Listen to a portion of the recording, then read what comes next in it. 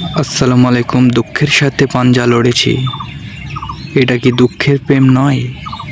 আরে বোকা, নীরব লড়াই। চলো গল্প শুরু করা যাক। নীরব লড়াই শুরু। রাতটা খুব নীরব ছিল, কিন্তু ভেতরটা ছিল ভীষণ কষ্ট, কোলাহল। যেখানে পরিবেশটা শান্ত, চারপাশে মানুষ, তবু কেন একা একা লাগে। মুখে কোনো হাসি নেই, মুখোশ পরে সারাদিন বসে থেকে বেঁচে থাকা আর অভিনয় করেই চলছে আমার দিন। আর প্রতিদিন রাতে দুঃখ আমার সঙ্গে পাঞ্জা লড়তে শুরু করে। আমি হারাইনি, তবু টিকে আছি, শুধু টিকে আছি। জীবন আমাকে খুব ছোটবেলায় শিখিয়েছে, জীবন মানেই কষ্ট। কাউকে নিজের দুর্বলতা দেখতে নেই। আপনারা তো জানেনই, এখন সহানুভূতির চেয়ে সুগন্ধি বেশি। যখন বিশ্বাস করেছিলাম নিজেকে পরিবর্তন করার সময়, নিজে তবু প্রতিদিন কত পরিশ্রম করতাম। সকালবেলায় উঠে নিজেকে পরিবর্তন করে বসে নিজের কষ্টের গল্পগুলো নিজেই মনে মনে ভেতরে জাগিয়ে তুলতাম।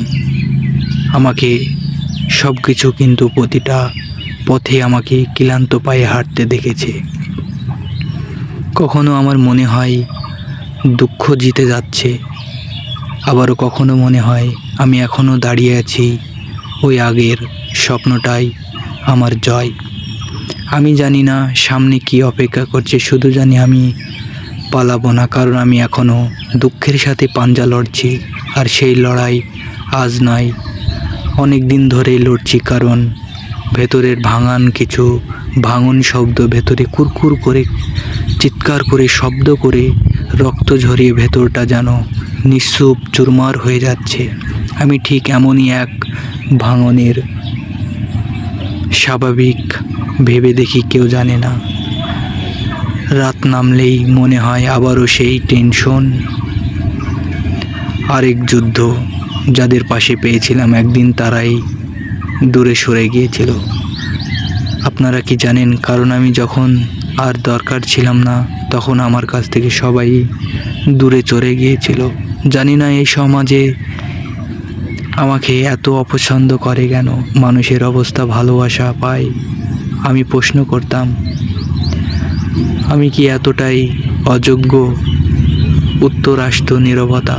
নীরবতা দুয়ারে সস্তা দেয়, এটাই জবাব দেয়। আমি ধীরে ধীরে মানুষটা প্রচুর ফাঁকা মানুষ।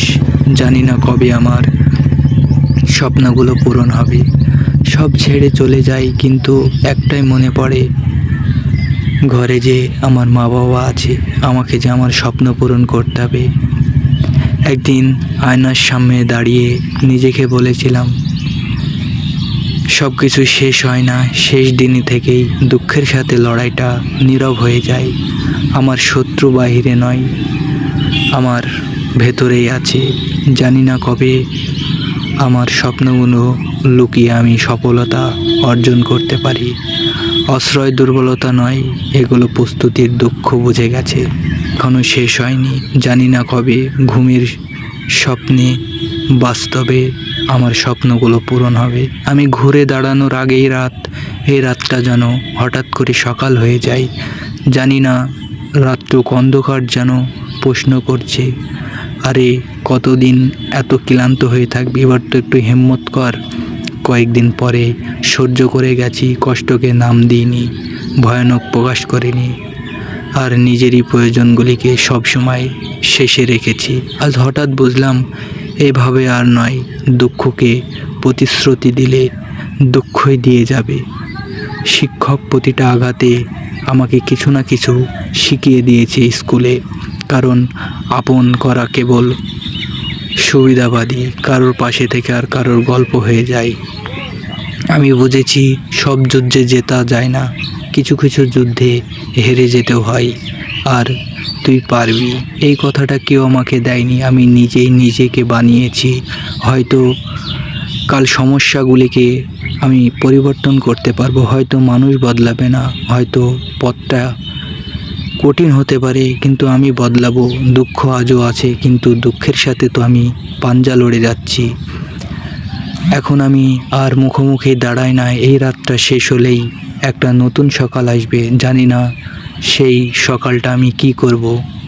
ভাঙা হৃদয় নিয়ে ঘুরে বেড়াবো, না কিছু একটা করতে পারবো। দুঃখের সাথে তো পাঞ্জা লড়েই যাচ্ছি, আর আমি এখন ঘুরে দাঁড়াতে শিখেছি। তারপর নতুন সকাল, নতুন ভোর, নতুন সূর্যোদয় সবই এলো। জানি না কোথায় যাব। এই আলো অন্য দিনের মতো নয়, আজ এটা ভারী লাগছিল না। রাতটা পেরিয়ে গেছে, অনেক রাতের মতো আরেকটা রাত, যেটা আমাকে হৃদয় থেকে ভাঙতে পারেনি। আমি নিজের চেহারাটা আয়নার সামনে দাঁড়িয়ে, চেহারার অলৌকিক পরিবর্তন নেই, কোনোই পরিবর্তন নেই। আমি জানি এই সমস্যার সমাধান একদিন না একদিন, সিদ্ধান্ত একই দিনই নেওয়া যায়। আজ আমি কাউকে দোষ দিই না, না সময়কে, না মানুষকে, না ভাগ্যকে। কারণ দোষ দেয় থামবেলে দায়িত্ব নেওয়া শুরু হয়। আমি জানি এই পথে আবারও পড়ে যেতে পারি, কিন্তু কষ্ট সারা বছর মৃত্যু অবধি থাকবে। জানি না আমি আর পালাবো না। দুঃখ আজও আমার সঙ্গে আছে, কিন্তু সে আর শাসক নেই, শাসন করার মতো কেউ নেই। শুধু স্মৃতি নিয়ে বেঁচে আছি। আমি কত দূর এসেছি তার প্রমাণ। আজ থেকে আমার লড়াই কাউকে দেখানোর জন্য নয়, নিজেকে বাঁচানোর জন্য। আমি নিখোঁজ নেই, কিন্তু আমি শেষ হয়ে যাইনি। এই নতুন সকালে দাঁড়িয়ে আমি প্রতিজ্ঞা করছি, আমি শুধু একটাই কথা বলি, আমি এখনও লড়েছি, আর এইভাবেই আমি সারা জীবন লড়ে যাব। আমি হাল ছাড়ব না।